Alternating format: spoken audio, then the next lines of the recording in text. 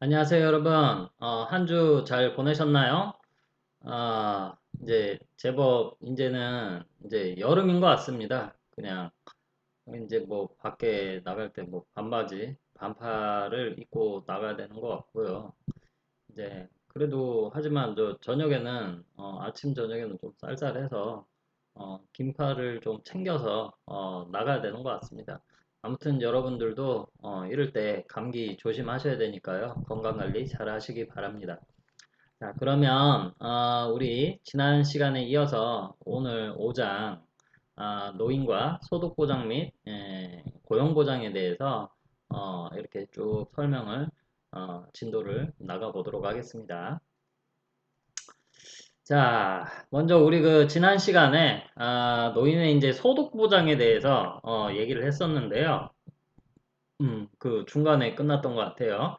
그 소득보장에 대해서 무슨 얘기를 했는지 우리 한번 살펴보도록 하겠습니다. 자, 우리 그 소득보장, 노인에게 이제 국가에서 하는 노인복지 정책이 크게 이제 노인의 소득보장과 고용보장, 뭐 요즘에는 건강이라고 얘기하죠. 6장에서 이제 얘기를 할 얘기가 이제 건강보장에 이 세 가지가 이제 중점 노인복지 정책이라고 보시면 됩니다. 자, 그중에 이제 우리는 이 소득보장에 대해서 얘기를 지난 시간에 했는데요. 그 소득보장 방식이 크게 뭐와 뭐가 있다고 그랬나요? 예, 직접적 소득보장과 간접적 소득보장이 있다고 그랬습니다.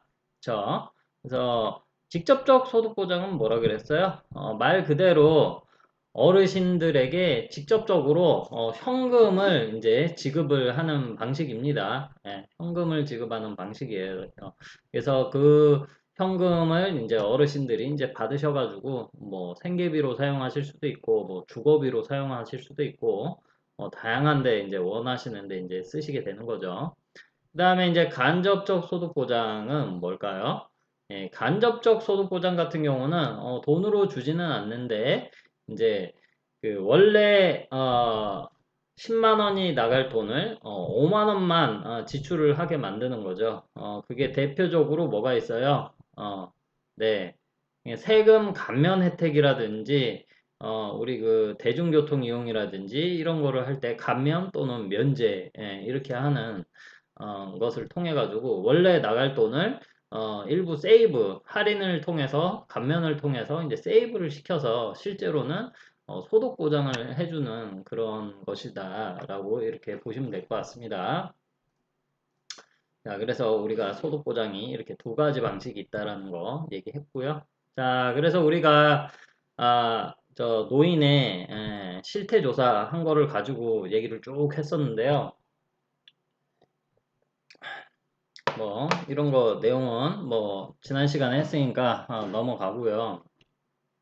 자, 가장 큰 게 이제 우리나라는 뭐가 문제가 되냐면 우리나라는 OECD 국가에 이제 가입이 돼 있죠. 나름 이제 선진국이라고 이제 불리는 나라들이에요.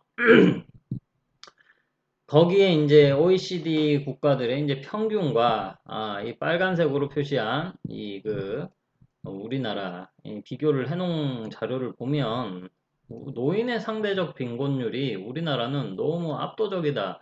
오히려 젊었을 때는 거의 한 50까지는요. 다른 나라 사람들보다도 상대적 빈곤율이 낮습니다. 낮는데 이제 50을 이제 넘어가는 순간부터 OECD 요 평균치를 넘어가게 되고요. 그리고 이제 65세가 이제 넘어가는 순간, 그 노인이 되는 거죠. 노인이 되면서부터 이게 뭐, 그, 너무 압도적이다라는 것이죠. 그거는 이제 우리나라에 이제 좀 여러 가지 이제 특수성이 있다라고 그랬었죠. 뭐, 지지난 시간에 뭐, 앞전장에서 얘기했듯이, 자녀에게 이제 재산을 이제 다 물려주거나 하는 우리나라에 이제 좀 특성이 있잖아요. 외국은 자기 자녀에게 이런 재산을 자녀에게 재산을 물려주고 하는 것을 뭐 당연하게 생각하지 않습니다. 뭐 그 일반적인 가정에서는요. 그냥 죽고 나면 남은 이제 뭐 집이나 뭐 이런 것을 이제 가져가는 형태죠. 근데 이제 반면에 우리나라 같은 경우는 본인이 살아 있을 때도 자녀에게 뭐 자기의 뭐 집을 준다든지 뭐 이렇게 증여를 하는 거죠. 그러니까 참고로 말씀드리면 살아 있을 때 재산을 이렇게 주는 것을 우리가 증여라고 하고 그다음에 사망을 한 다음에 그 자산이 자녀에게 가면 그게 상속이라고 부르는 것입니다. 자, 어쨌든 간에 이제 그러한 특수성이 있어서 자녀에게 이제 다, 이렇게 물려주고 나면, 이제, 뭐, 가지고 있는 게 없는 거죠. 껍데기만 남는 거예요. 그러니까 이제 뭐, 이렇게,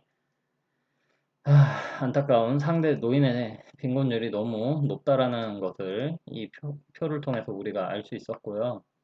그 다음에 요 표도 마찬가지로, 노인의 소급자 비율이 뭐예요? 점점, 이렇게 어, 올라가고 있다라는 소리죠. 26%에서 이제 30%가 이제 넘어가는 상황이다. 뭐 이런 것을 보여주는 표입니다.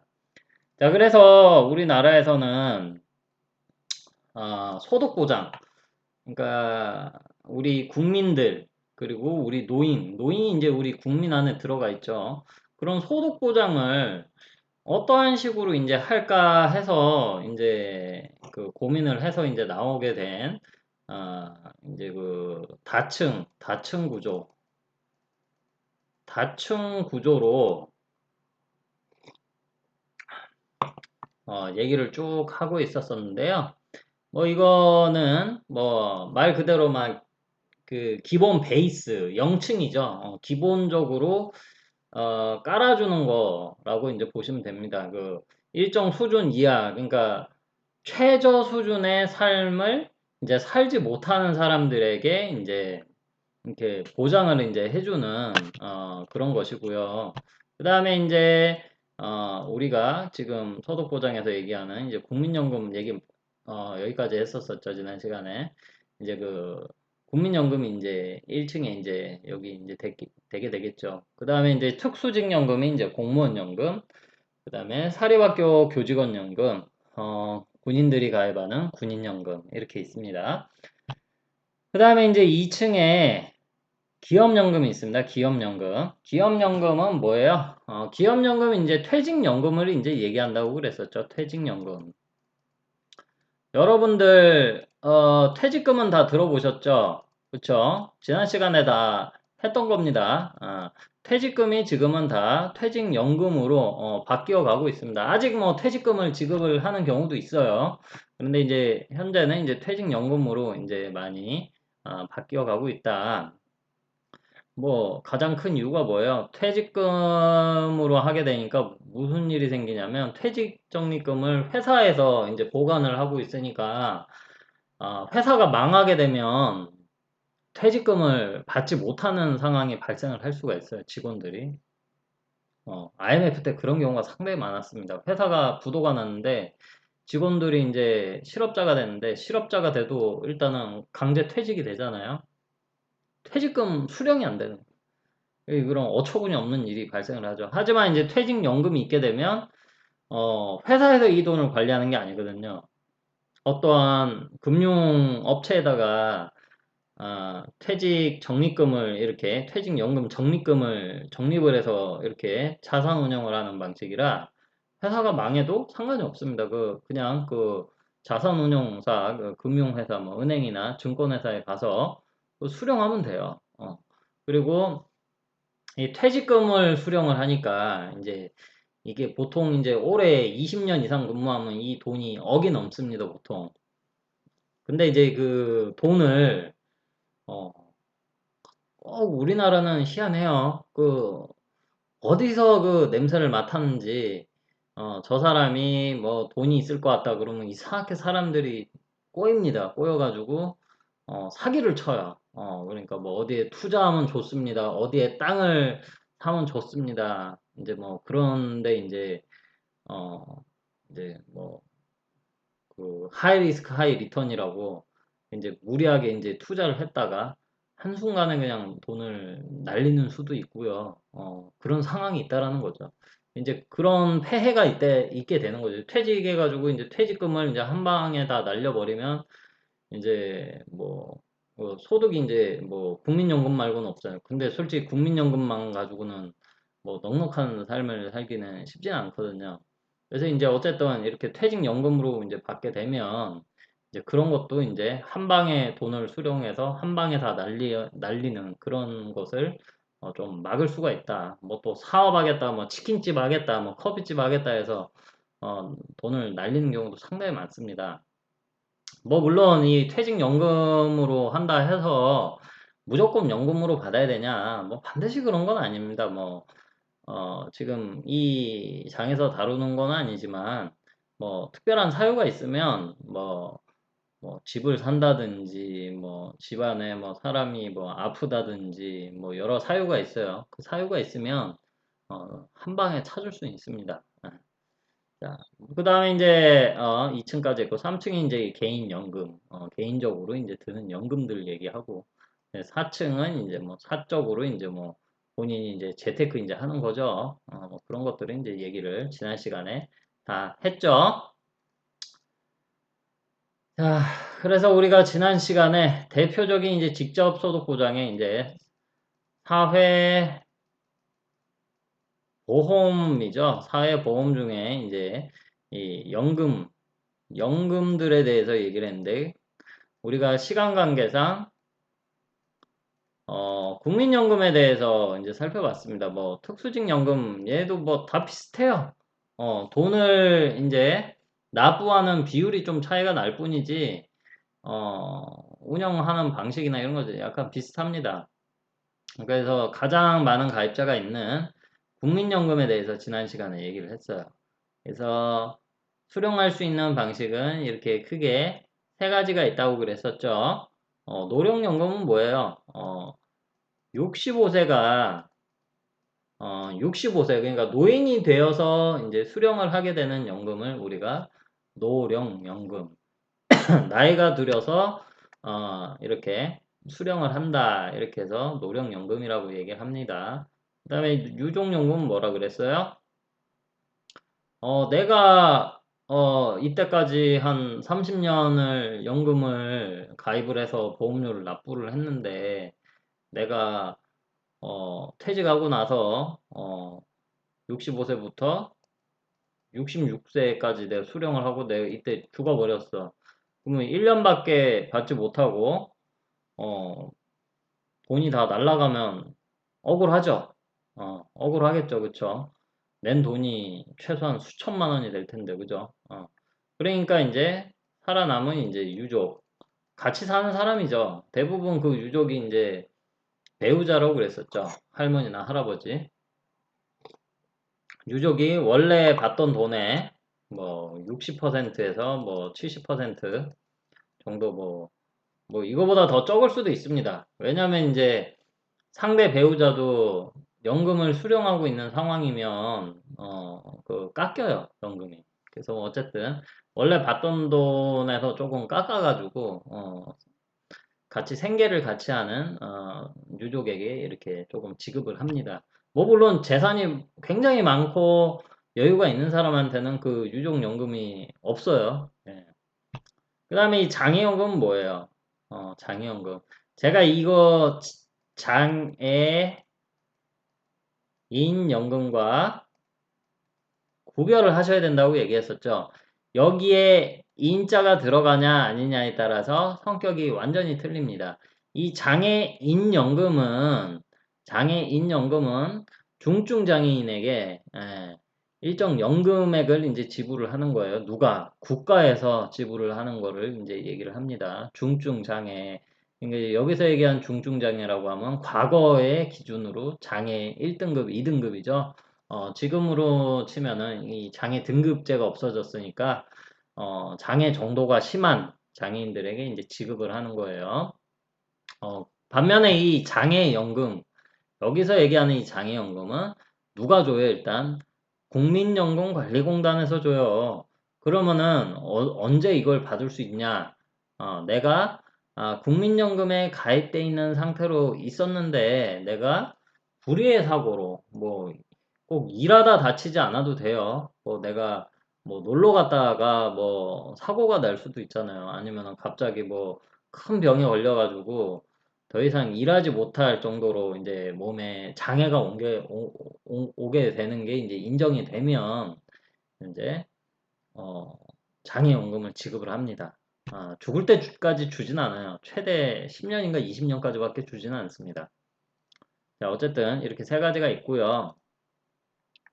그래서 뭐 국민연금, 가입자, 뭐 이거 뭐 솔직히 이거는 뭐 요거는 뭐 자세히 모르셔도 돼요. 이거 숫자는 우리가 잘 몰라도 된다. 그냥 뭐 이 정도는 알아야지. 18세는 넘어야지 국민연금에 가입이 된다.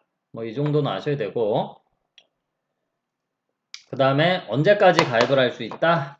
60세 생일이 지나기 전까지, 그러니까 60세 미만. 그러니까 여기서 얘기하는 만 나이를 얘기합니다. 만 60세 미만. 생일이 오는 달 전까지, 생일이 오는 달까지 이제, 납부를 할 수가 있고요. 그 이후에는 납부 의무가 없어져요. 가입돼 있는 사람이 2천만 명이에요. 그리고 적립금액도 700조가 넘고요. 이게 작년 수치로 492만 명인데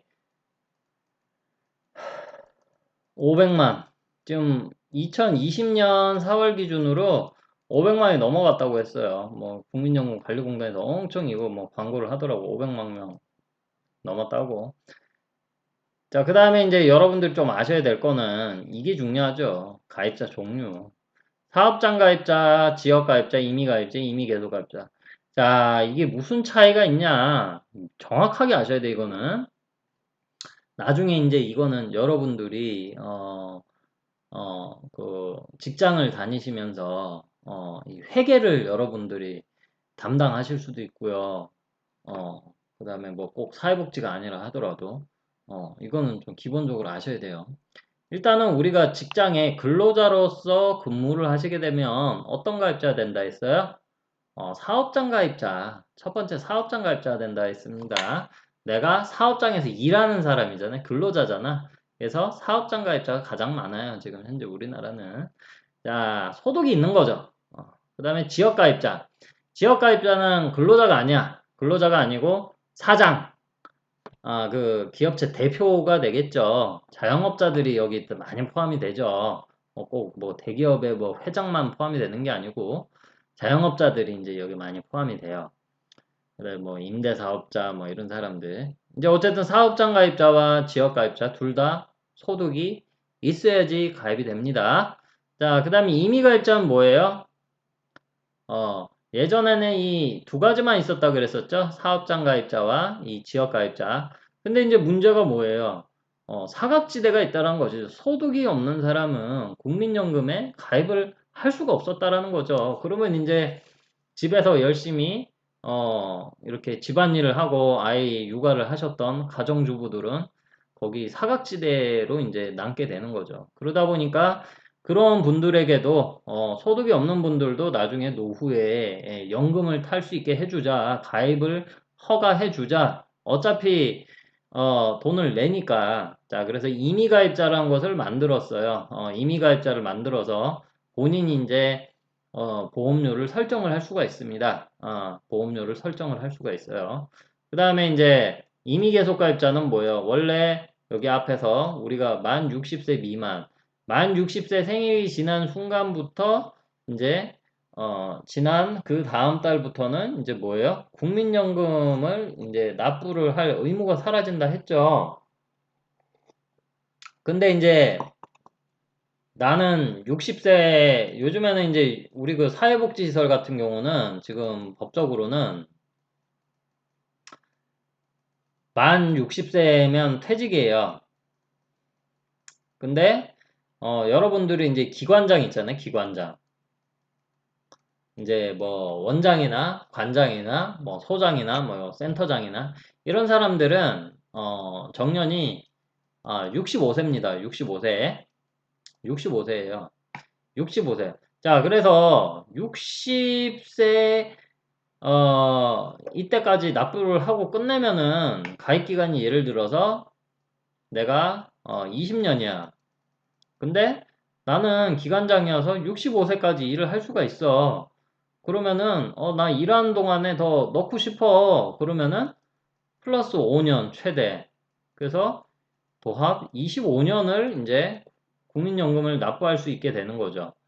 어, 그래서 이제 5년 더 국민연금을 넣게 되면 받을 수 있는 나중에 연금 액수가 훨씬 커요. 20년 납부하고 받는 것보다.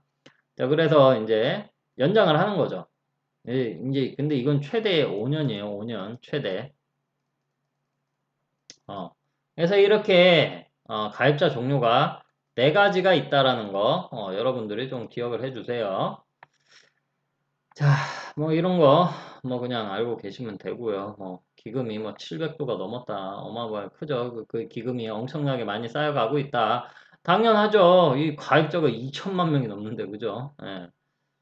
자, 뭐 수익률도 뭐 좋다. 일반 개인연금보다 뭐 그런 얘기를 하고 있어요. 연령별 가입자 뭐 우리가 경제활동 인구 경제활동 인구죠. 경제활동 인구를 우리가 여기 이제 나눠가지고 30대 이전 그러니까 20대라고 봐야 되고 요게 30대 이게 40대 이게 50대 이게 60대 이렇게 보시면 돼요. 60대는 실제로 60세 이상이니까 누구겠어요? 앞에서 얘기한 이미 계속 가입을 하신 분들이겠죠. 왜냐면 60세 미만까지 가입을 하는 거니까 그렇죠. 그래서 이제 60세 이상 이미 계속 가입을 하신 분은 그래 많지는 않다. 근데 많아지고 있어요. 30대 뭐 20대 40대 50대 뭐 이렇게 골고루 다 분포를 하고 있어요. 뭐 이건 수치는 뭐 그걸 알고 계시면 되고 그 다음에 이제 성별도 옛날에는 남성이 이제 압도적으로 가입을 많이 할 수 있었는데 요즘에는 이제 여성도 사회 진출을 많이 하시잖아요. 직장을 다 다니시고 그러니까 여성도 요즘에는 다 국민연금에 많이 가입이 돼 있으시다. 뭐 그런 얘기를 했습니다. 자, 노령연금이 뭐라 그랬어요? 우리가 국민연금을 크게 세 가지로 형태로 받을 수 있다 했죠? 노령연금. 그 다음에 또 뭐가 있었어요? 유족연금. 그쵸? 그 다음에 장애연금. 이렇게 세 가지가 있다 했어요. 그 중에 이제 노령연금을 얘기하는 거였었죠. 그래서 보통 뭐 65세부터 지급이 된다. 10년 이상 가입이 되어 있어야 된다. 뭐 그리고 일찍 좀 조기 분할 뭐 이렇게 해서 좀 일찍 받을 수 있었어요. 근데 일찍 받으면 연금 받을 수 있는 금액이 많이 깎여요. 많이 깎여. 최대 5년 일찍 받을 수 있어요. 원래는 내가 65세에 받는 건데 여러분들이 60세부터 받으실 수는 있어요. 근데 연금액이 30%인가 깎여요. 굉장히 손해죠. 근데 이제 아무런 소득이 없어서 생계가 위협을 받으신 분들은 연금액이 깎이는 그거를 감수하고 이제 이렇게 하시는 경우도 있습니다. 자, 그리고 국민연금 보험료율을 뭐 9% 여러분들 소득의 9%를 9%를 국민연금으로 이제 내게 되죠. 국민연금. 그래서 단순하게 보면 100만 원 벌면 9만 원. 100만 원 벌면 9만 원의 국민연금을 납부를 해야 되는 거예요. 근데 이제 우리 최저시급으로 해도 100만 원 넘어가잖아요. 보통 200이라고 치고 200만 원이라고 하면 9, 2, 18, 18이면은 18만 원. 그러면은 200만 원 소득이 있는 사람은 국민연금을 18만 원씩 납부를 해야 된다. 근데 여기 보시면은 근로자와 사용자. 이 사용자가 회사예요, 회사. 그래서 반반씩 내요. 그래서 실제로는 9, 9 나눠서 여러분들이 9만 원 내고 9만 원은 회사에서 돈을 내준다. 뭐 이렇게 반반씩 낸다라고 그래서죠. 건강보험료도 그렇습니다. 자, 그래서 뭐 국민연금이 뭐 고갈이 된다. 뭐 지금 내가지고 나중에 돌려받겠냐. 뭐 이런 얘기를 많이 하는데 여러분들 이 국민연금을 관리하는 곳이 어디예요? 국민연금을 관리하는 곳이 공단입니다. 공단. 국민연금관리공단이라는 곳이에요. 이 공기업이에요. 공기업. 국가에서 이 운영하는 기업이기 때문에 망할 수가 없습니다. 망할 수가 없어요. 그래서 만약에 문제가 생기면 국가에서 지급을 보존을 해줄 겁니다. 그래서 너무 국민연금 기금이 고갈이 되면 어떡하지? 이렇게 너무 걱정은 굳이 안 하셔도 될 것 같아요. 아이고. 자. 그리고 이제 오늘 이제 할 부분들이 이제 공적 구조에 대해서 얘기를 할 건데, 제가 우리 그 다층 구조로 얘기를 했었을 때, 지금 이 국민연금을 지난 시간에 얘기를 했었잖아요. 근데 지금 얘기할 거는 요거 얘기하는 거예요. 요거. 기초연금, 기초생활보장제도. 얘네들은 뭐예요? 공공부조. 공적 부조라고도 이제 얘기를 하죠. 자, 우리가 사회보장이라는 얘기를 하잖아요. 사회보장을 하는데, 크게 이제 우리가 세 가지로 얘기를 많이 하죠. 우리나라에서 사회보장법에 뭐라고 돼 있어요? 우리나라 국민들의 행복과 뭐 삶의 질 향상을 보장을 해줘야 된다. 어떻게? 사회보험이라든지 사회보험이 이제 이런 국민연금이죠. 건강보험, 장기요양보험 뭐 이런 것들이 있을 거고요. 그 다음에 이제 공적 부조, 공공 부조라고도 얘기합니다. 자, 그 다음에 이제 사회복지 서비스들, 뭐 여러 가지 이제 제도들 이 세 가지를 가지고 우리가 사회보장이라고 이제 구분을 해서 얘기를 하잖아요. 왜 국민연금이 이제 여기 들어가고 지금 그 0층에 들어가는 얘가 이 공적 이제 부조다 이렇게 보시면 되죠. 자, 거기에 대해서 이제 한번 보도록 하겠습니다. 자, 이 공적 부조의 특징이 뭘까? 이 공적 부조, 공적 부조. 자, 우리가 앞에서 얘기했던 사회보험은, 가입을 하게 되면 누구나 다 똑같이 혜택을 받습니다. 그래서 이거는 보통은, 보편적 복지 제도라고도 이제 얘기를 해요. 반면에, 지금 얘기하는 공적 구조 같은 경우는, 선별성을 띠더라. 선별적 복지. 선별적 복지. 자, 그래서 이 공적 구조 같은 경우는 이 선별해서 이렇게 그 대상을 정한다라는 거죠.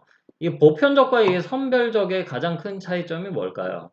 보편적인 것은 조건을 따지지 않는다라는 거죠. 그래서 누구나 다 그 해당이 되게 하는 반면 공적 구조 같은 경우는 뭐예요? 선별. 그러니까 어떠한 자격 기준을 정해서 그 자격 기준에 이제 미달이 되거나 아니면 그 이상이 되는 사람에게만 아, 그, 그 혜택을 이제 보장을 이제 해주는 성격을 가진다라고 보시면 돼요. 그래서 우리나라 같은 경우는 이 공적 구조 대표적인 게 우리는 노인 쪽 얘기하니까요. 기초연금과 국민기초생활보장제도가 이제 대표적으로 있게 되죠. 자, 그러면 그 기준은 뭐로 정하냐? 뭐로 정할까? 우리나라는 대부분의 이 공적 구조의 그 기준이 뭐냐면은 그 잣대가 어, 자산입니다. 자산 조사.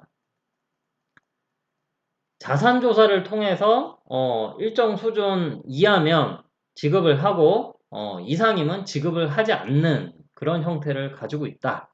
뭐 이렇게 여러분들이 아시면 될 것 같아요.